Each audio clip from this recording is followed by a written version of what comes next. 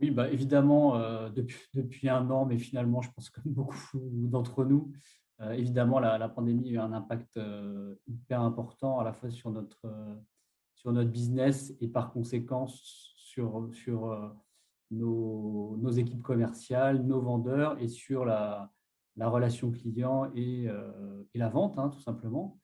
Euh, donc, oui, évidemment, cet impact est très important. Bah, bon, comme beaucoup, évidemment, en mars de l'année dernière, il y a plus d'un an, toutes nos équipes B2B, pour la plupart, étaient dans des modes de vente qui étaient face à face. On allait rencontrer le client, on allait écouter ses besoins, répondre à ses besoins, on allait présenter des réponses, des solutions, etc. Tout ça est passé du jour au lendemain, évidemment, en distanciel, avec en parallèle une activité qui a été très impactée, évidemment, nos organisations de travail pour la distribution du courrier, du colis, des services a été évidemment aussi fortement perturbée.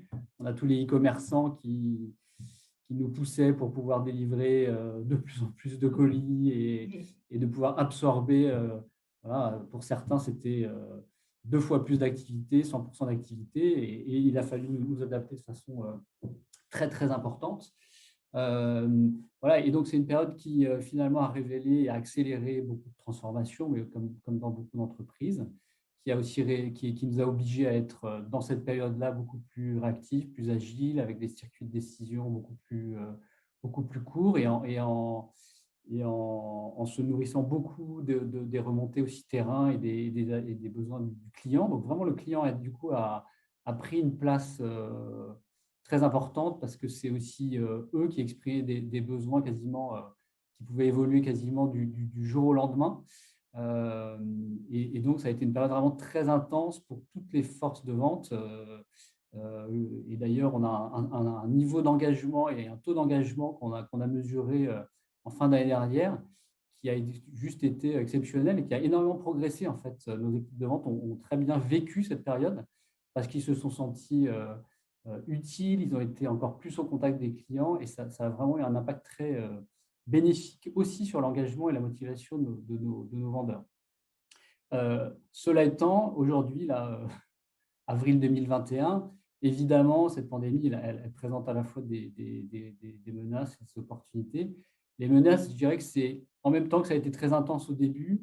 Là, le risque, évidemment, c'est, j'ai envie de dire, peut-être la perte de motivation, la perte de sens, la distanciation, l'équilibre qu'il y a entre la relation à distance et la relation de proximité qui reste absolument essentielle dans une relation B2B parce on a besoin, enfin moi je m'occupe des grands comptes en particulier, c'est encore plus vrai, mais évidemment de créer de l'intimité avec les clients, d'être au plus près de leurs besoins, de, leur, de ce qu'ils expriment, et puis aussi évidemment tout ce qu'on peut capter dans une relation physique d'informel, on ne capte pas forcément dans une relation à distance. Donc voilà, c'est quand même une menace, le risque de la distanciation et de la perte de relations physiques. Et ça, j'ai envie de dire, c'est vrai vis-à-vis de nos clients, mais c'est vrai évidemment aussi en interne, parce que la relation avec finalement nos équipes, le manager avec son vendeur, c'est la même chose. Aujourd'hui, il manage énormément à distance, il se voit euh, beaucoup moins, voire certains plus depuis quelques semaines. Et donc, tout le côté informel qu'on ne perçoit plus, ça peut aussi être un risque. Voilà.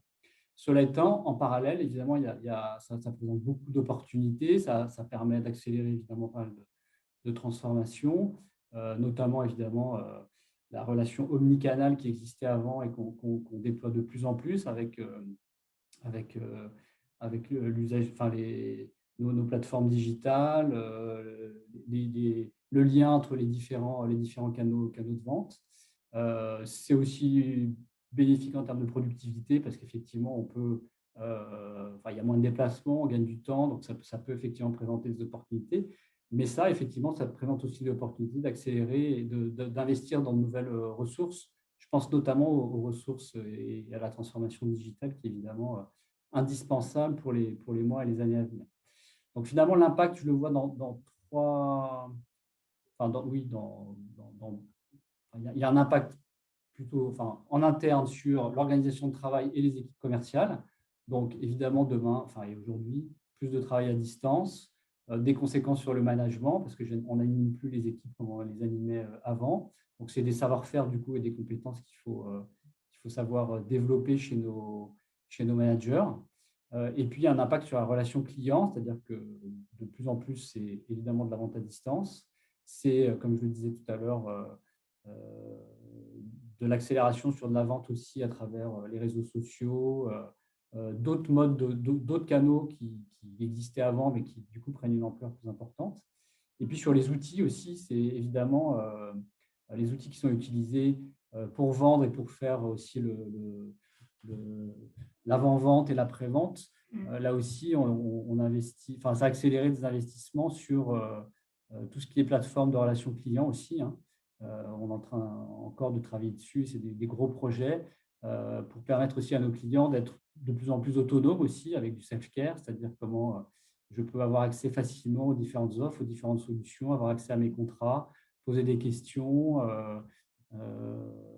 poser une réclamation, voilà, enfin, sur tout le processus de vente et derrière, évidemment, de relation client, un impact très fort finalement sur les outils, sur la nature de la relation client, sur la vente, mais aussi finalement l'après-vente. Voilà.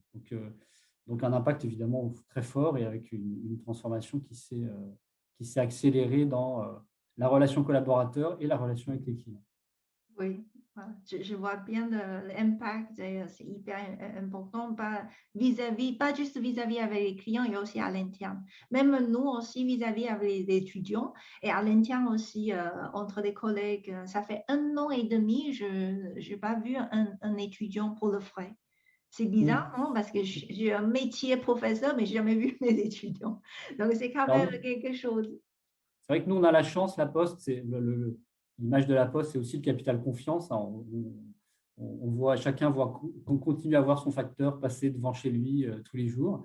Et Oui. vraiment, l'ADN de la Poste, c'est aussi de savoir allier la relation physique, humaine, à travers le facteur, qui est évidemment le personnage emblématique de notre entreprise et que tous les Français, toutes les entreprises voient tous les jours. Donc, allier cette présence physique, humaine, qui est indispensable, qui va le rester, et qui restera indispensable demain, avec aussi une relation digitale et à distance, et de savoir vraiment lier les deux. Évidemment, les deux sont indispensables dans une bonne relation commerciale avec nos clients, et c'est cet équilibre qu'on a aujourd'hui, mais qui, évidemment, qui a été un peu bouleversé avec la pandémie et qu'on veut préserver.